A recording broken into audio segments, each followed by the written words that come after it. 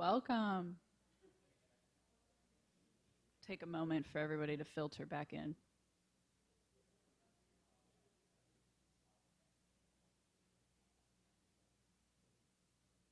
Hi, everyone. Hi. Thank you so much for joining us today, especially on this icky day. We really appreciate you braving the weather and joining us here. We're excited to have some discussions with you all. I am Kat Reiser. I am a master's in design methods, graduating next week here at ID. Hello everyone, I'm Ujjwal, and I'm a Master of Design student, and I'm also graduating in a week's time. This is the last week, so yeah, glad to have all of you here, and we're excited. We have so much to share with you all this afternoon, and we want to make sure that you have time to explore all the experiences that have been built out for you, so let's get right into it. In case you aren't sure where you are, this is the Institute of Design here at IIT.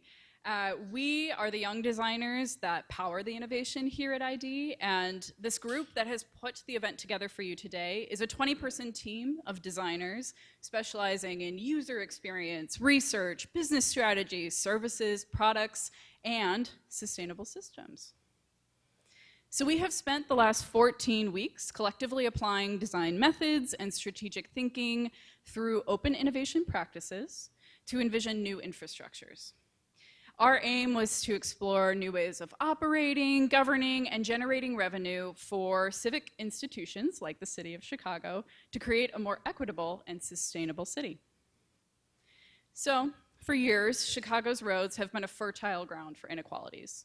L lines only go so far, and they're all directed towards the city center. Residents living on the south or west sides, if they're going anywhere but downtown, they're often forced to commute by car, and that is just the beginning. Automotive fines and fees can make it extremely expensive to own a car in Chicago. Citations and tickets from red light cameras, speeding cameras, and parking meters can quickly pile up, especially for working class Black and Latinx communities. One fine for a low-class resident can snowball into thousands of dollars of fines, leading to vehicle impoundments or a driver's license suspension.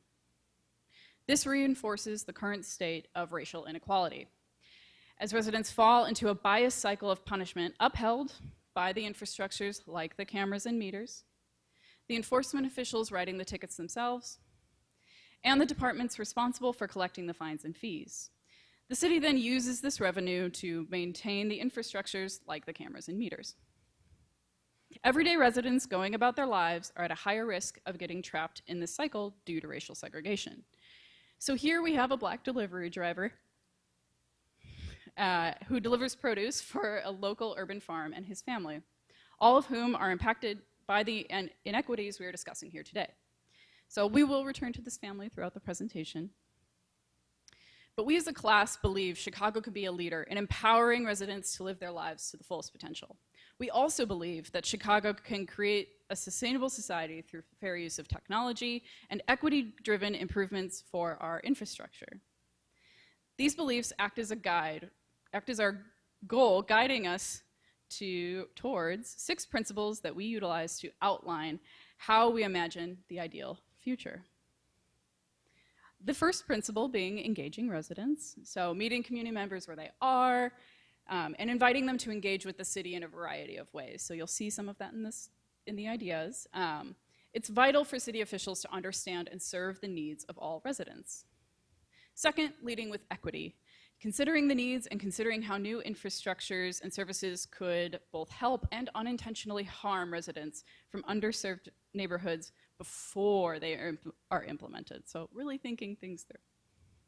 Third, shifting our mindset from a framework of fining to a framework of a fee-fair structure.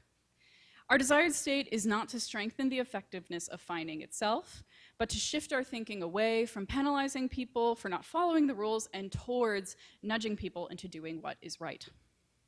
Our fourth principle is to promote safety and quality of life for the community. So we believe that new infrastructures can improve the day-to-day lives of residents through better built environments, policies, and safety measures to eliminate bias. Principle 5 is improving the environment. So new systems should lessen environmental impact on local communities, as well as prioritize new forms of green infrastructure for the holistic health of residents. Environmental sustainability works in synchronicity with equitable practices, as environmental issues impact people of color disproportionately. Finally, we want to democratize data. Data is one of the most valuable resources today. We believe that data can be mutually beneficial for our city's government while also benefiting the residents in an open and transparent manner.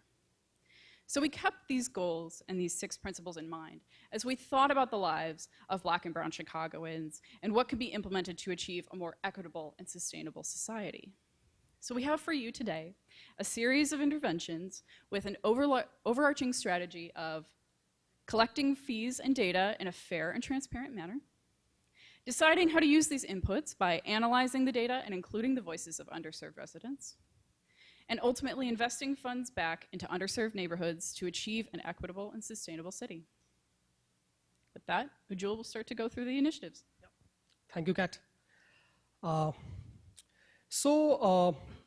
Our collection strategy is based on collecting data and capital, as Kat mentioned, and it's basically based on 3 premises, or 3 opportunities, as we said. One is adaptive curb management, adaptive traffic management, and enterprise accountability tax. We'll get into details on this. And through this, we want to basically ensure that traffic is managed properly, road uses are just, and also the parking spaces are allocated properly. And also we want to sort of use data to factor in the kind of choices which are made by individuals who are driving on these, in these infrastructures, right? And for this, we are essentially proposing like 3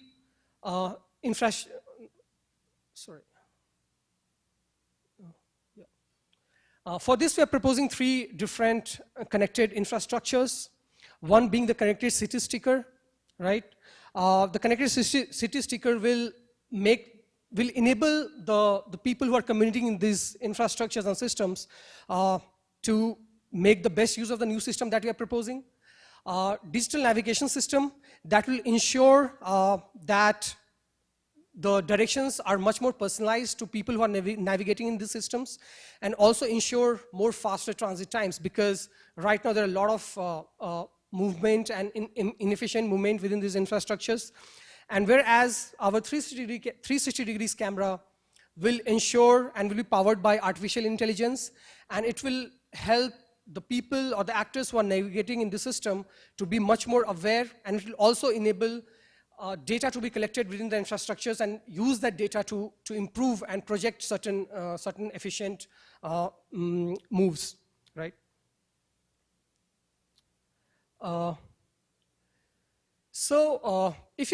If you look at this, again getting into a little detail of the adaptive traffic management system. So what it does is, basically, if you look at the current scenario, the whole traffic system works at intersections and are time-based, right? Like, they do not consider the overall traffic system as a whole. And we are basically trying to change that, right? What we are ensuring is, like, the people who are, especially the pedestrians who are moving in these infrastructures, the overall system gets personalized to them. For example, like, you consider a person who is moving on the wheelchair, or somebody, an old man who is commuting on the roads. Right now, they only get a specific time within which they have to sort of cross the street. But these systems will ensure that the traffic lights sort of remain red or remain green as long as the time that they take to cross these streets, right? Similarly, also we are proposing that commercial vehicles like these, they do not pay their fair share of using the infrastructure. So this whole system, connected system, will ensure that they pay their fair share based, and we also intend to bring parity in how much damage or how much they utilize the whole infrastructure, and sort of how much they pay for using such infrastructure. So we also want to sort of bring parity into that. Uh, Moving on to enterprise accountability tax. As I said, like we want to bring more parity in the system, the way these vehicles sort of use the infrastructure and how they impact the infrastructure. And we want to use data to measure the impact by such vehicles, right? Like based on like the size of these vehicles, they traditionally cause more damage to the roads, right? And also they're more polluting than the passenger vehicles that are navigating these systems. So how do we ensure that such vehicles are paying, based on the kind of damage that they're making to the environment? And as I said, like doing this will ensure that we are enforcing more equity in the overall system. And for this, and to ensure this, we are proposing that each vehicle plate number will be connected, and there'll be a report which will get generated, which will be like a CO2 carbon footprint report. And the pollution taxes will be based on the income that these vehicles are individually generating, right?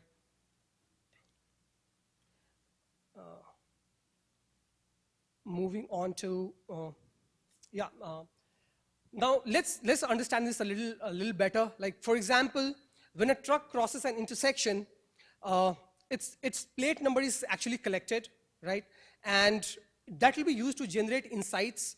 And it will also we'll also be able to understand and measure the CO2 emissions that this vehicle is emitting, and also how frequently these vehicles are entering in these premises or they're driving on these streets. So all these data points and all these factors will be considered when we're trying to charge them or when we're trying to allocate the amount of fees that they need to sort of pay, right?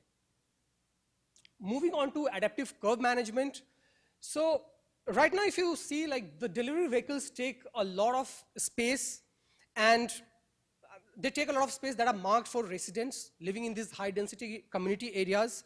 And you can also find them idling in certain spaces, going in and out of the buildings where they're obstructing traffic and they're really slowing down the whole traffic movement, right? So regulating such vehicles will not only make the traffic system more efficient, but it will also help better allocation of spaces to community residents in these areas, right? And what we intend to do is basically to enable this active curb management. We intend to connect the city sticker with 360-degree cameras, right? And also the parking meter that we have in the existing infrastructure. And what this connected infrastructure will basically enable is relative fees based on how much time these vehicles are actually spending in the city premises. And also, it will also enable that underutilized parking spaces are effectively communicated and allocated to residents living in these high density community areas, right? Kat, you want to take it? So if we think back to our delivery driver and his family, we can see here he's out making deliveries, and there's going to be a manifestation of all of these elements that were just described.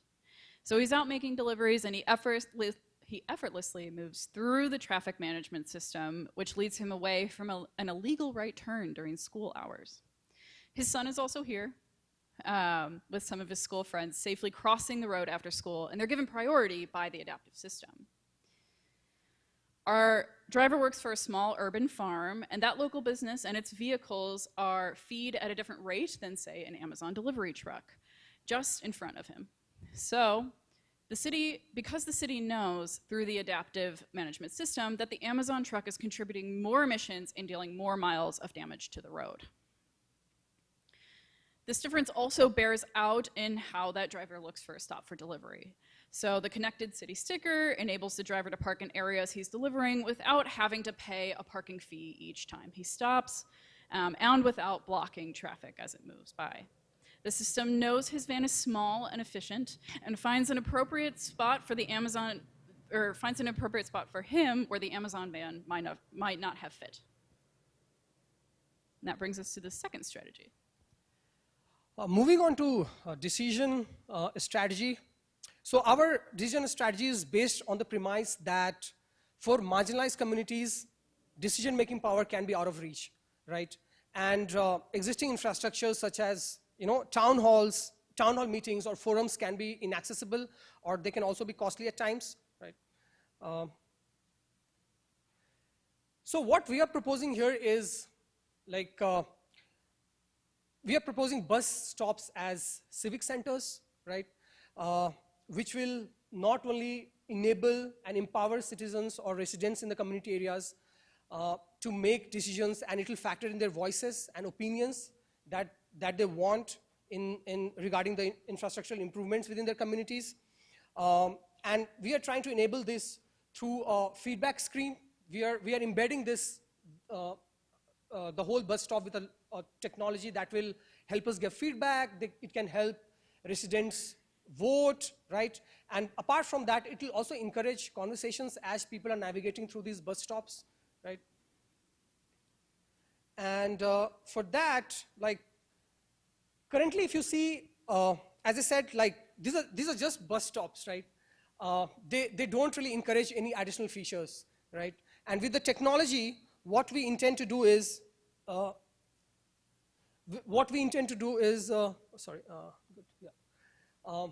we are basically trying to give easy access to community voting. As I said, like, using the screen which is embedded in the bus stops, they could just go and vote.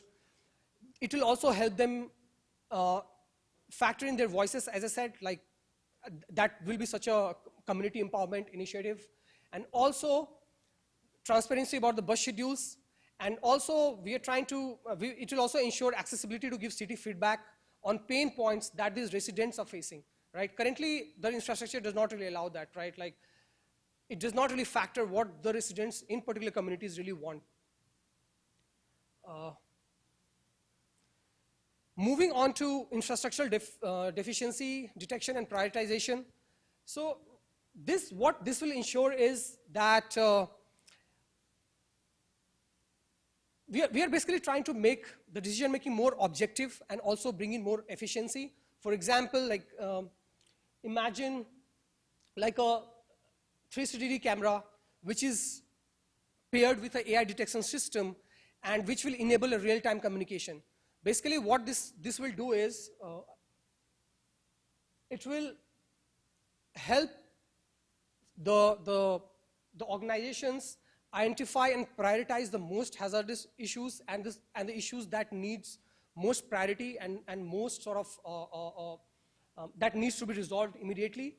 And it will also ensure that the data that is being collected there through voting and through community voice, where they're choosing certain options giving to them, that is also communicated real time with city authorities. In this case, if you consider a case of like pothole, which is there on the road and it needs repair, once the data regarding that is collected from the community residents who are on the bus stop, it can be communicated with the city engineers and they can intervene to improve the road conditions.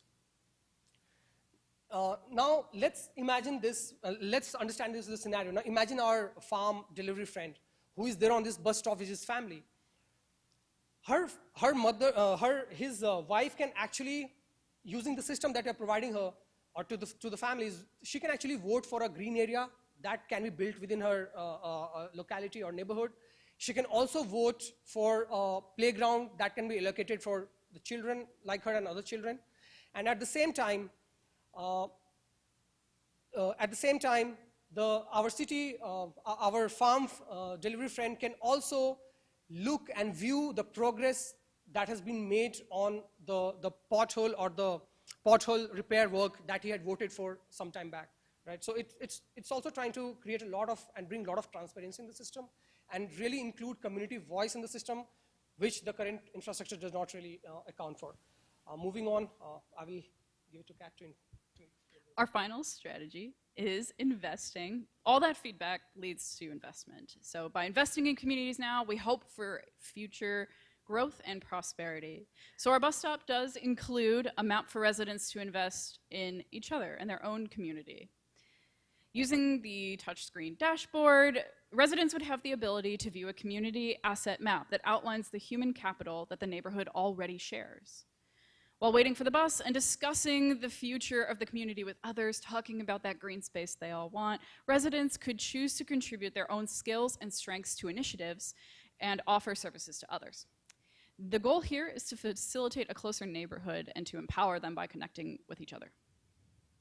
Too often, though, marginalized communities are disinvested and deprioritized by city leaders. The revenue generated by the enterprise accountability tax that we mentioned earlier will be pooled into the equity fund.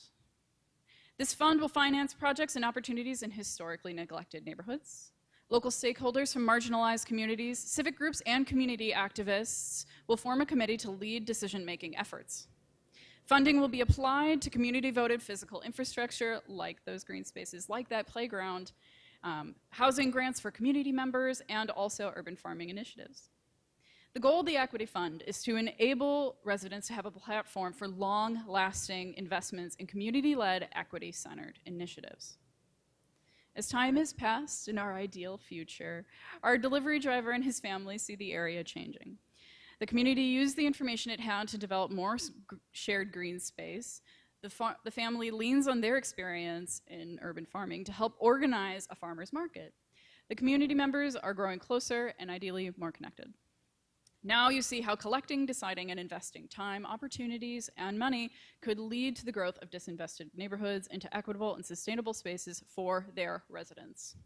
Going from the biased cycle of punishment to the envisioned state of a data-driven system upheld by fair and democratized data, providing accessible and impactful decision-making power to underserved communities, and investing back into those marginalized neighborhoods. Thank you very much. We encourage you all to go and check out the prototypes.